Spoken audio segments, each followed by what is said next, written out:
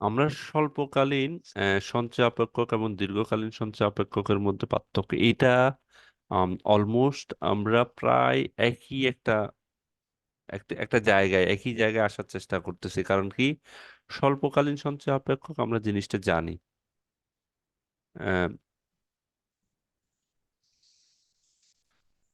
স্বল্পকালীন সঞ্চয় অপেক্ষক আমরা অলমোস্ট জানি স্বল্পকালীন জিনিসটা কি, আর দীর্ঘকালীন জিনিসটা কি আমরা অনেকবার পড়ার চেষ্টা করছি। ওই জন্য মোটামুটি আশা করি কোনটা ভিউ ভালো, এটা ভালো নাকি এটা ভালো, সবাই দেখতে ভালো লাগতেছে কোনটা, এটা নাকি এটা?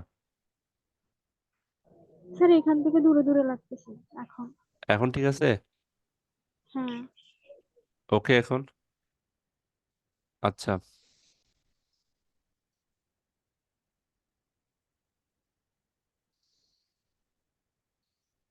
তাহলে স্বল্পকালে স্বল্পকালীন এবং দীর্ঘকালীন বুক অপেক্ষকের পার্থক্যটা আমাদের কাছে অনেক বেশি এখন পপুলার হয়ে গেছে। কারণ কি, স্বল্পকালীন জিনিসটাই আমরা এখন মোটামুটি বুঝে গেছি। তাহলে প্রথম জিনিসটা কি, স্বল্পকালে সঞ্চয়ের, তাহলে স্বল্পকালে আয়ের সাথে সঞ্চয়ের যে নির্ভরশীলতার সম্পর্ক, প্রথমে যে পার্থক্যটা ডিফাইন বা হচ্ছে সংজ্ঞাগত পার্থক্য, একটা হচ্ছে কি স্বল্পকালে আয়ের সাথে সঞ্চয়ের যে নির্ভরশীলতার সম্পর্ক, এই স্বল্পকালে যেটা, আর দীর্ঘকালে সঞ্চয় এবং আয়ের মধ্যে সম্পর্ক। একটা হচ্ছে স্বল্পকালীন সঞ্চয় অপেক্ষকের ক্ষেত্রে হচ্ছে কি স্বল্পকালীন আয় এবং সঞ্চয়ের মধ্যে সম্পর্ক, আর দীর্ঘকালে আয় এবং সঞ্চয়ের মধ্যে সম্পর্ক।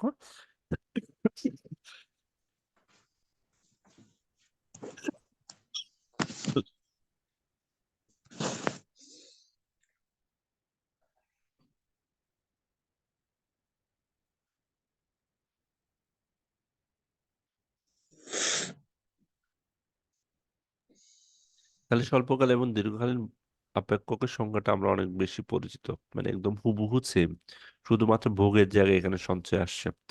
এরপর স্বয়ংভূত সঞ্চয়। স্বল্পকালে কি স্বয়ংভূত সঞ্চয় থাকে? স্বয়ংভূত সঞ্চয়, স্বল্পকালে কি স্বয়ংভূত সঞ্চয় থাকে না দীর্ঘকালে থাকে? কেউ কি বলতে পারবা? স্বল্পকালে থাকে, স্বল্পকালে থাকে। স্বল্পকালে থাকে এবং দীর্ঘকালে থাকে না, ঠিক সেম এখানেও সেম। স্বল্পকালে কি স্বয়ংভূত সঞ্চয় বিদ্যমান থাকে, আর দীর্ঘকালে থাকে না। আর হচ্ছে কি, স্বল্পকালে সঞ্চয়ের সমীকরণ কোনটা, এই যে কিছুক্ষণ আগে আমরা এর আগের কোয়েশ্চেনটা আমি একটু ভালো করে বা ডিটেলসে বলার কারণ হচ্ছে এই ইকুয়েশনটা বা এই পার্থক্যটার জন্য।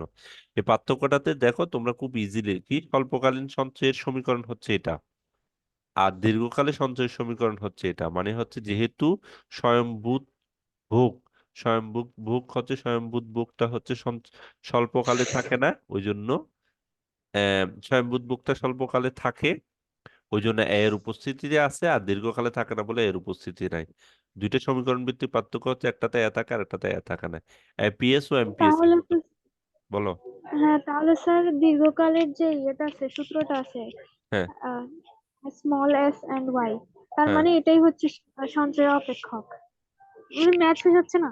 তাহলে হ্যাঁ, এটাই সঞ্চয় অপেক্ষক, সঞ্চয় তাই? আপেক্ষক মানে হচ্ছে এটা তো দুইটাই সঞ্চয় আপেক্ষক। এস সমান একটা মাইনাস, দীর্ঘকালীন একটা স্বল্পকালীন। হ্যাঁ একটা দীর্ঘকালীন একটা স্বল্পকালীন, দুইটাই তো সঞ্চয় আপেক্ষক।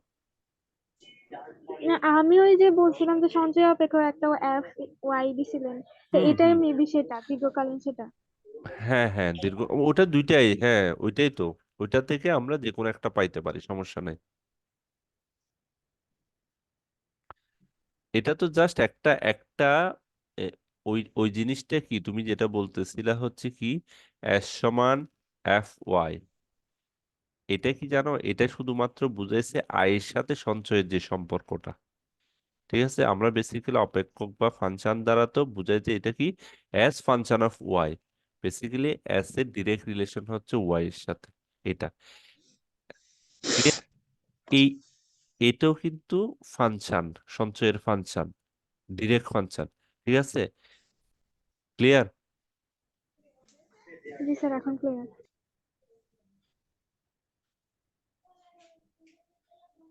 এরপর এপিএস ও এমপিএস। এপিএস স্বল্পকালে হচ্ছে, এপিএস সবসময় একটু লো থাকবে, এমপিএস হচ্ছে একটু কম থাকবে। এটা আমরা খুব ভালোভাবে পাবো যদি আমরা একটা এক্সাম্পল বলতে পারি। এক্সাম্পল, এক্সাম্পল কি, পারবা না সবাই, এটা এটা আমরা অনেক বেশি এক্সপ্লেন করছিলাম না, এপিএস এবং কেন এপিএস এবং এমপিএস বেশি হয় স্বল্পকালে। স্বল্পকালে ইকুয়েশন হচ্ছে এটা। এই ইকুয়েশনে দেখো ওয়াই এর মান যদি তুমি 0 হয়, তাহলে এস এর মান কত এখানে বসাবো, তখন বসাবো কোন সমীকরণে?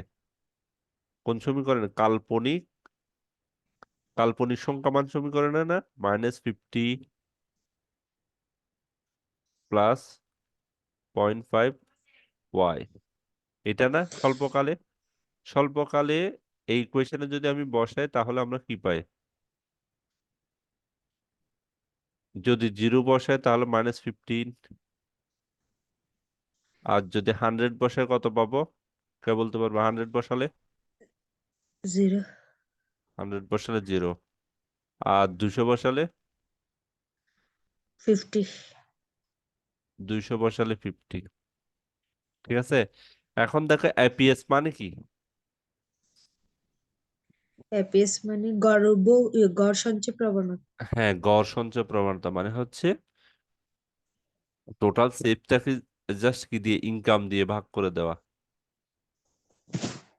ওকে, অথবা তুমি যদি এইখানেও যদি বসাও, সরাসরিও বসাও, এই যে এই মানগুলোতে সরাসরি বসাও, দেখো এস কে কি দিয়ে, ওয়াই দিয়ে ভাগ করে ফেলতেছে, জাস্ট এস কে ওয়াই দিয়ে ভাগ করতেছে, মানে গড়টা বের করার জন্য। এস বাই ওয়াই সমান এই তো গড় না, G S by sir. Y দিয়ে সমান ভাগ করতেছে। এখন তুমি যদি এখানে মানগুলাও বসাও, তুমি যদি এইখানে এই মানগুলো বসাও, তখন তুমি পাবা মানে হচ্ছে এস ডিভাইডেড বাই ওয়াই।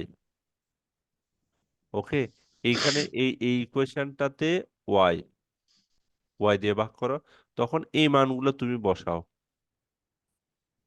আমি বুঝাতে পারছি?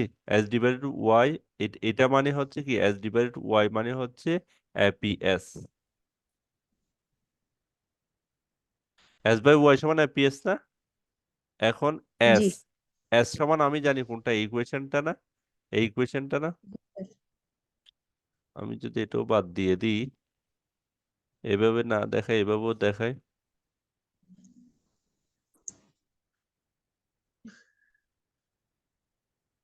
তাহলে এস ডিভাইডেড ওয়াই, এটা মুছে দিই,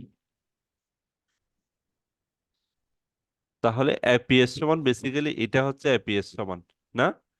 এটা বুঝতে পারছো সবাই? এপিএস সমান এটা না, যেহেতু এস ডিভাইড, তাহলে এস এর জায়গায় আমি জাস্ট এটা লিখলাম, ওয়াই লাগে, আবার এস বাই ওয়াই সমান এপিএস। এখন যদি তুমি ওয়াই এর মান বসাও, দেখো ওয়াই এর মান যদি প্রথমে 0 বসাও, ওয়াই সমান যদি 0 হয়, তখন এপিএস সমান কত? এই এপিএস সমান, দেখো 0 বসালে কত, এটা 0 এটা 0, তাহলে 50/0, তাহলে কত হবে? 0 না? বুঝা গেছে? এরপর যদি তুমি 100 বসাও এখানে, তাহলে এপিএস সমান কত পাবা? এটা 100, এটা 100, এটা হচ্ছে কত? তাহলে এইভাবে যদি মানগুলা বসাও, এপিএস এবং এমপিএস, এই যে এপিএস এবং এমপিএস এর মানগুলা বসাও, তুমি দেখবা যে এপিএস এর মান এমপিএস থেকে সবসময় ছোট হবে। এটা কি ডিটেলস বলতে হবে?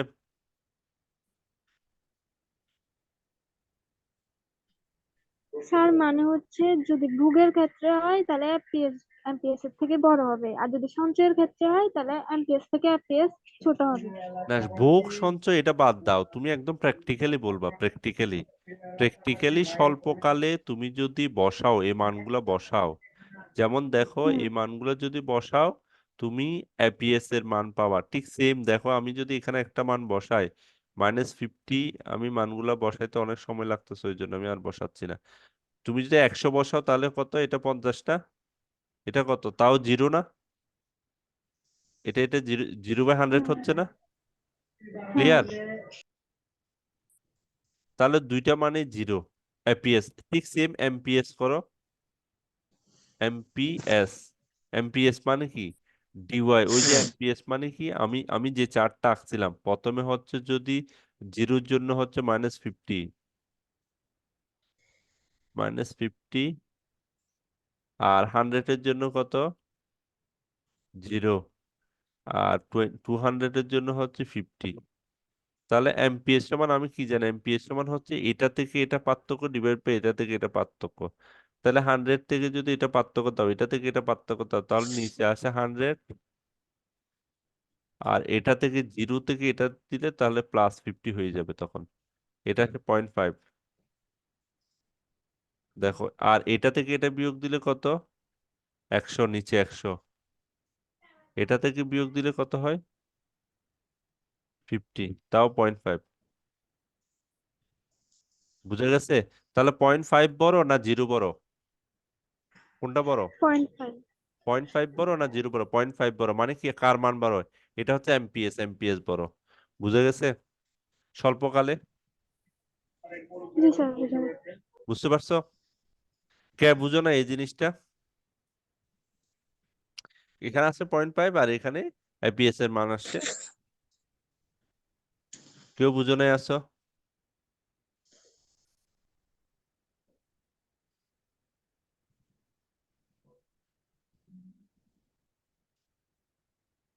সবাই বুঝতে পারছো না? কেউ কিছুই বুঝো নাই? স্যার এবার কত? বুঝছি। ওকে। এরপর হচ্ছে কি, এপিএস সমান এমপিএস। এটাও সেম। তুমি যদি ইকুয়েশনে বসাও এপিএস সমান এমপিএস পাবা। যেমন তুমি যদি ওই যে আমি যেভাবে বসাইছি এপিএস আর এমপিএস এর মান, কারণ কি দীর্ঘকালে হচ্ছে কি ওয়াই সমান তখন হবে কত? 0.5 এস, 0.5 কি 0.5 ওয়াই, সরি 0.5 ওয়াই। এটা দীর্ঘকালে হচ্ছে এস সমান, দীর্ঘকালে এস সমান হচ্ছে 0.5 ওয়াই। এটাতে যখন মানগুলো বসাবো বিভিন্ন ভাবে, তখন এটা দেখবা যে দুইটা মানই সমান আসতেছে। দেখো, এটা এটা ওরা যেভাবে করছো ওভাবে দেখলেও তুমি পাবা এস বাই ওয়াই সমান এই যে এস এপিএস। কারণ কি, এই যে এস এর জায়গায় তুমি মানে এস বাই ওয়াই, আমরা জানি এস বাই ওয়াই সমান কি, একটু বড় করে নিই, আমরা জানি এস, এস বাই ওয়াই। আর এস এর জায়গায় এখন যদি তুমি কি কি লিখো, 0.5 ওয়াই লিখো, তাহলে দেখো এটা এটা কাটা গেলে এটা এটা কাটা গেলে ঠিক 0.5, 0.5 হবে। ঠিক আছে, ঠিক। ডিএস বাই ডিওয়াই এর ক্ষেত্রেও তুমি এস পাবা, মানে 0.5 পাবা, ওই জন্য এমপিএস সমান এমপিএস। রৈখিক পার্থক্য, একটা নিচের বিন্দু দিয়ে যায়, দীর্ঘকালে হচ্ছে কি মূল বিন্দু থেকে থাকে, এটা আমরা জানি। স্বল্পকালে সবসময় কি, স্বল্পকালীন রেখা সবসময় কি মূল বিন্দুর নিচে থেকে যাবে, যেহেতু মাইনাস এটা, যেহেতু মাইনাস আমরা গ্রাফে যে রেখাটা আঁকছি এটা মূল বিন্দুর নিচে দিয়ে যাবে, সেভিংস রেখা সবসময় মূল বিন্দুর নিচে দিয়েই যাবে।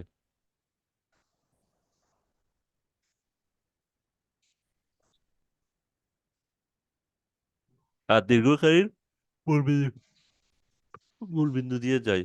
উঠানামা আয় বাড়লে বা কমলে এপিএস যথাক্রমে বাড়ে বা কমে, কিন্তু দীর্ঘমেয়াদে এপিএস, কিন্তু দীর্ঘমেয়াদে আয়ের সকল স্তরে এপিএস স্থির থাকে। এই দেখো, বাড়লে বা কমলে এই যে 100 ধরলে এই এই জিনিসটাই আমি এতক্ষণ ধরে বলছি, যে এস বাই ওয়াই এপিএস মানে 100 যখন হচ্ছে তখন 0.5 এপিএস সবসময় দেখো। আর এখানে এমপিএস, এমপিএস তো সবসময় একই থাকে। আয় ও সঞ্চয়ের অনুপাত, স্বল্পকালে আয়ের উঠানামা সাথে গড় সঞ্চয় প্রবণতা উঠানামা কারো, ওই জন্য অআনুপাতিক সঞ্চয়। মানে এই জিনিসটা থেকে বুঝতে পারবা তুমি কোনটা, যে এপিএস এবং এখানে এপিএস আর এমপিএস হচ্ছে সমান, ওই জন্য এটাকে বলা হয় দীর্ঘকালে বলা হয় আনুপাতিক। আর এটা কখনো বাড়াটা সমান না, কখনো এখানে 0.5 0.5, কখনো 0 0, ওই জন্য এটাকে বলা হয় অআনুপাতিক। মানে হচ্ছে কি স্বল্পকালকে বলা হয় অআনুপাতিক সঞ্চয় অপেক্ষক, আর দীর্ঘকালকে বলা হয় আনুপাতিক সঞ্চয় অপেক্ষক। মানে বাড়ার হারটা সমান আর কি, দুই দিকে সমান হারে বাড়ে। আইপিএস উঠানামা করে বলে বলে স্বল্পকালীন সময়কে চক্রজনিত সঞ্চয় বলা হয়। আর আইপিএসসি তাকে বলে দীর্ঘকালীন সঞ্চয়, যুগোপযোগী সঞ্চয় বলা হয়। পার্থক্যটা হুবহু, কিন্তু কেউ যদি ভোগের পার্থক্যটা বুঝতে পারো, এটা হুবহু প্রায় সেম।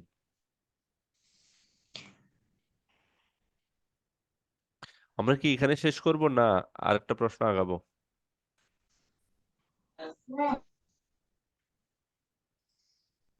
আফরোজা, জি স্যার। স্যার আজকে এখানেই থাক।